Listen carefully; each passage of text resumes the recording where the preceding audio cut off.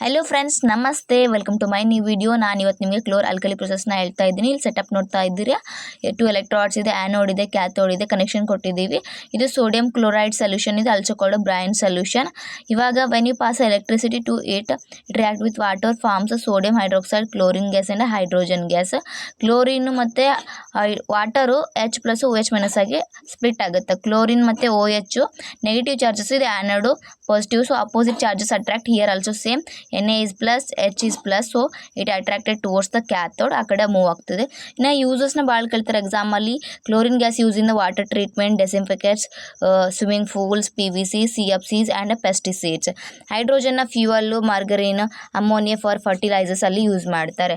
Sodium ಹೈಡ್ರಾಕ್ಸೈಡ್ನ ನೋಡೋದಾದರೆ for greasing metals, for making soaps, for detergents, paper making, artificial fibres. ಇನ್ನು ಬೇರೆ ಕಡೆ ಎಲ್ಲ ಕೇಳ್ತಾರೆ. ಸೊ ನಿಮ್ಗೆ ಏನಾದರೂ ಬೇಕಂದರೆ ಕಮೆಂಟ್ ಮಾಡಿ. ಏನೋ ಡೌಟ್ ಇದ್ದರೆ ಡೌಟ್ ಅಂತ ಕಮೆಂಟ್ ಮಾಡಿ, ಕ್ಲಿಯರ್ ಇದೆ ಕ್ಲಿಯರ್ ಅಂತ ಕಮೆಂಟ್ ಮಾಡಿ. ಆದಷ್ಟು ಫ್ರೆಂಡ್ಸ್ಗೆ ಶೇರ್ ಮಾಡಿ. So it was helpful for you and me also guys. Bye.